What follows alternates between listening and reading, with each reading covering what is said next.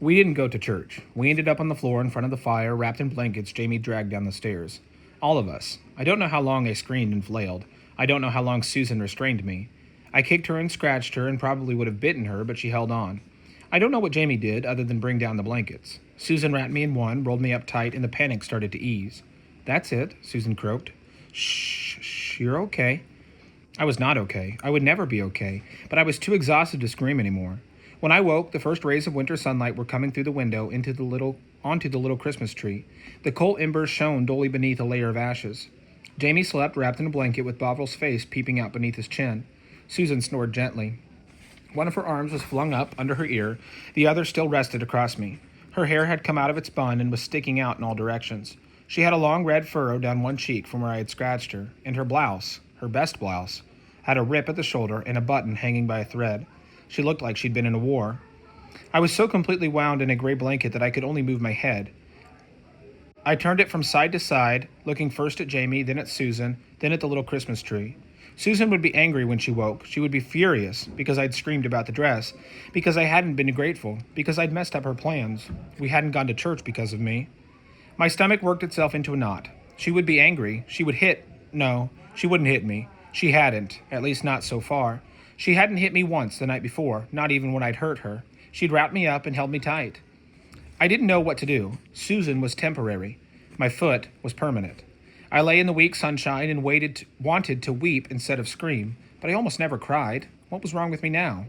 Jamie stirred. He opened his eyes and smiled. Smiled his beautiful smile. All of my life I would remember the sweetness of that smile.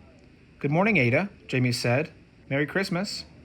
I didn't know what Susan had said or done to Jamie before he fell asleep, but he woke as though sleeping on the living room floor was perfectly ordinary.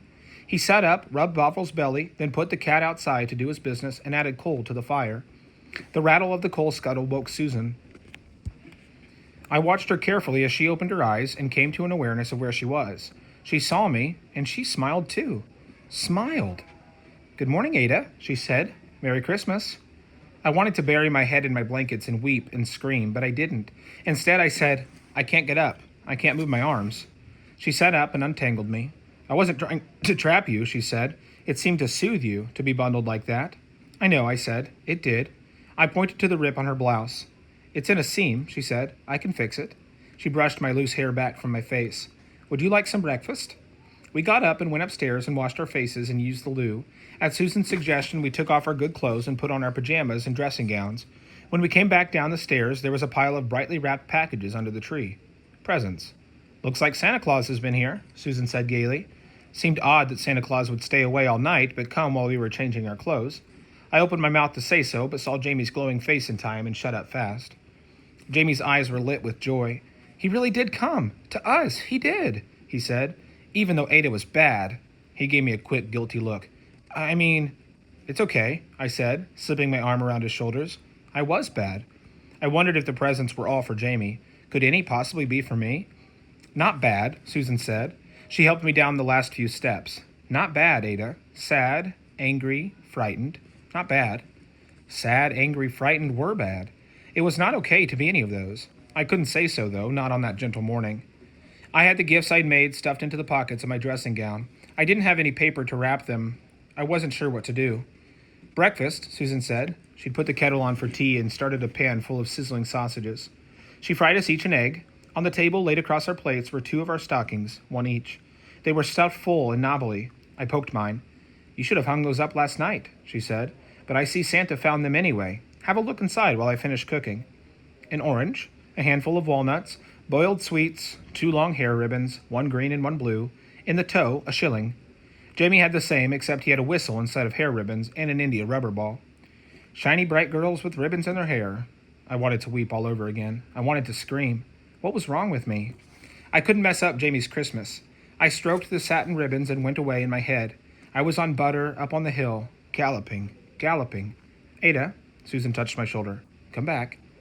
Fried sausages on my plate, a fried egg, its yolk as bright as the sun, toast, and strong hot tea. Jamie blew his whistle, a piercing shriek. "Save that for outside," Susan said, ruffling his hair. After breakfast, we opened our presents. Jamie got a toy motor car and a set of building blocks. I got a new halter for butter and a pad of paper and a set of colored pencils. We each got a book. Mine was called Alice in Wonderland. Jamie's was Peter Pan. Susan didn't get anything from Santa Claus. She told Jamie grown-ups didn't, but I pulled my gifts from my pocket. For Jamie, I had a scarf made of all the oddments of yarn, different colors and kinds and stripes. He looked at it and frowned. I like the scarf Susan made me better, he said. Susan poked him and he said, thank you, which kept me from smacking him. Then I gave Susan her scarf, knit from the white wool. I'd made hers last of all my gifts, so it would be the best, because I really did get better at knitting the more I did it. Susan unfolded it against her knee. Ada, it's beautiful. This is what you've been doing. I got the wool from Fred, I said quickly, so she'd know I hadn't stolen it. She hugged me. I love it. I'll wear it every day. I shrugged her away. It was too much, all this emotion. I wanted to get away. She seemed to understand even that. Put your jods on and run out to see your pony, she said. Jamie will help me clear up and we'll get started on dinner. Jamie's 3 pilots came mid-afternoon. They wore their best uniforms and identical polite smiles. They gave Susan a bottle of wine, a box of chocolates, and a potted plant. Susan told them she felt like she was getting the gifts of the Magi, and they laughed. The house smelled like roast goose. The fireplace crackled. The sun was setting already, and the living room looked warm and bright, even with the blackouts up.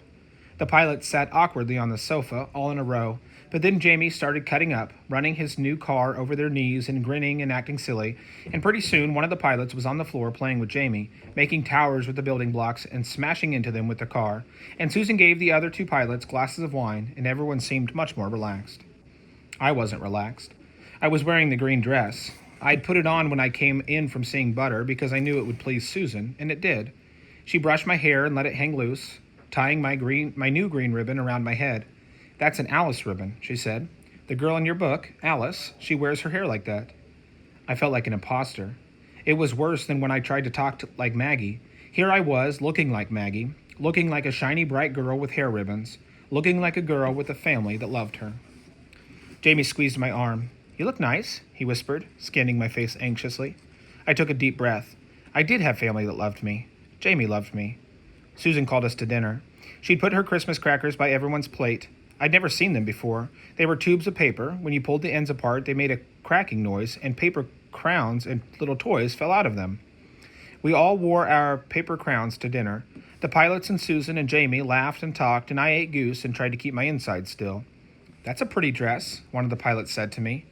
I felt prickly all over, like my skin was too tight for my body, but I wasn't going to let myself lose control. Again. Thank you, I said. It's new. It was kind of him to mention my dress instead of my bad foot. I told myself that over and over and kept still. When they left, Susan sat me on the sofa beside her. That was hard for you, she said. I nodded. She pulled me against her tight, the way she had the night before, except that I wasn't screaming. Put the radio on, Jamie, she said. Ada, let's see to your foot.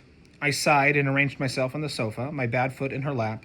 She pulled off my stocking and started rubbing and twisting it, the way she did every night. We were, she said, making a very small bit of progress. Where's our book? Jamie said, and went to fetch it. We were halfway through reading Swiss Family Robinson for the second time. I understood the story better now, but I still didn't like it. The family landed on the perfect island where everything they needed was right in front of them. Susan pointed out that they had to work together to put the good things to use. Jamie just liked the adventures. Not that, I said. Read mine. I made Jamie fetch Alice in Wonderland. Between Alice's hair ribbon and the word Wonderland, I doubted I'd like it, but it was better than more Family Robinson. It was better. Alice chased after a rabbit who was wearing clothes and a pocket watch. He went down his hole just like the rabbits I saw when I was out on Butter, but she went after him and fell into a place she didn't belong, a place where absolutely nothing made sense to her. It was us, I thought, Jamie and me.